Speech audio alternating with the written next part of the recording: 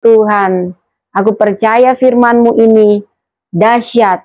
Firman ini firman Allah sendiri yang memberi hidupku diberkati, berkemenangan, mengalami terobosan dan mujizat.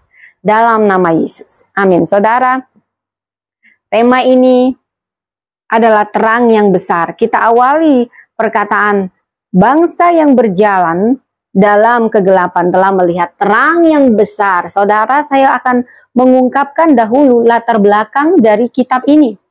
Kitab Yesaya ditulis Nabi Yesaya sekitar tahun 740 sebelum Masehi atau sekitar abad ke-8 sebelum Masehi.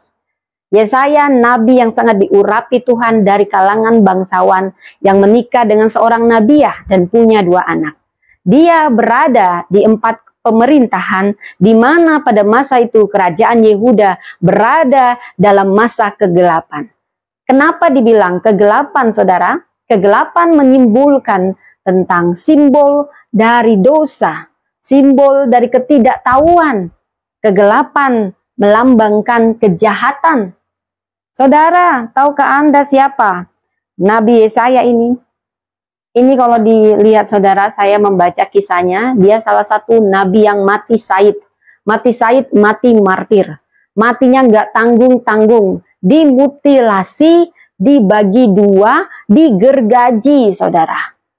Jadi ada Nabi Yesaya yang digergaji oleh Raja Manasye yang merupakan anak dari Raja Hizkia yang sangat jahat karena jahatnya tidak ketulungan.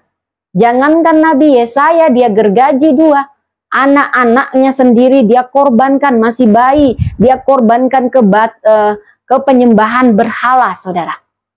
Ini saking pada zaman Yesaya ini, masa kegelapan.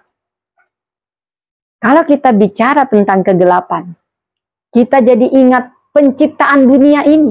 Bila kita balik, mari kita baca. Siapa yang bisa membacakan? Saya punya hadiah-hadiah yang bisa bantu saya membacakan firman Tuhan.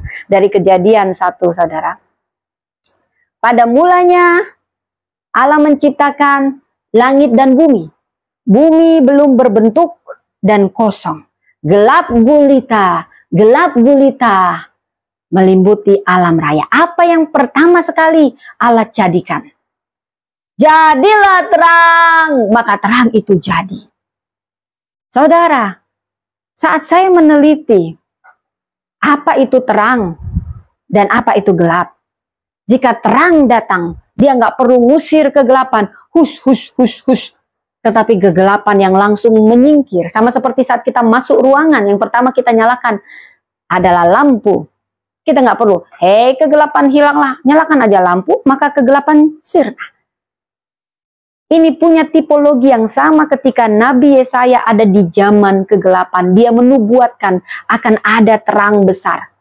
Kenapa? Karena bangsa ini, bangsa Yehuda, orang-orang Israel sudah lama meninggalkan Tuhan, menyembah berhala. Hal yang paling membuat Tuhan yang gak ada ampun itu adalah saat dia dibuat cemburu dengan menyembah ala-ala lain. Itu dosa yang paling menjijikkan di mata dia. Dan Raja Manasye tidak tanggung-tanggung, bayinya masih kecil-kecil, dia kasih untuk disembah. Persembahkan pengorbanan, dibakar hidup-hidup, saudara. Bayinya aja. Makanya saking dia jahat, Nabi Yesaya yang menyuarakan suara Allah. Karena dia nggak suka, dia gergaji. Saya masih ingat, saudara, ketika saya sosok jago ikut membantu-bantu ya. Saya sosokan jadi pria ya.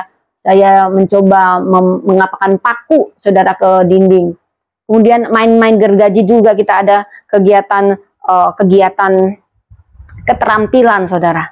Dan tangan saya belum lagi menggergaji, tangan saya tidak sengaja kena gergaji. Sedikit aja itu udah sakitnya minta ampun, saudara.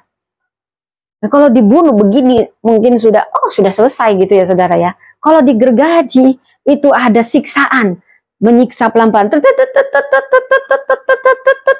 Bisa bayangkan, dia merasa sangat puas ketika melihat siksaan itu terjadi pada nabinya Tuhan.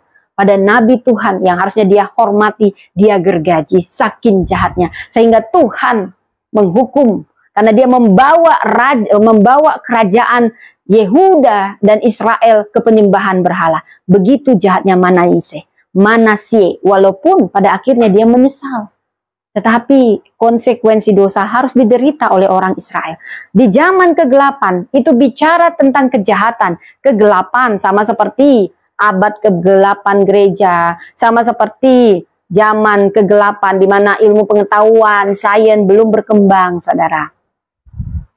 Demikianlah orang yang di dalamnya bila kita membaca, ini adalah orang-orang yang sudah lama menantikan terang. Karena orang yang berjalan dalam kegelapan, dia hanya meraba-raba.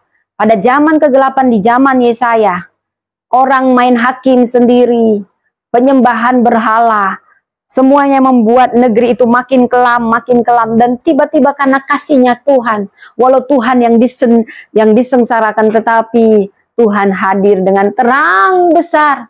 Saudara, waktu saya nonton bioskop saya sendirian, walau VIP nggak enak rasanya ya. Walaupun ada tiduran, ada makanan enak, saya mencari terang, saya pakai HP. Dan baru saya tahu saya sendirian, dan saya sedikit ketakutan. Walaupun filmnya seru ya, ternyata nggak enak. Tetapi bayangkan, itu bukan bioskop, tetapi kamu, kalau sehari, 2 hari, kamu merasa gelap, that's okay lah. Kalau kita gelap, yang membuat kita itu tidak produktif. Bayangkan kalau kita mati lampu, saudara, mati lampu, apa yang terjadi? Kita nggak produktif. Karena kita ini lebih produktif di saat kita terang, saudara.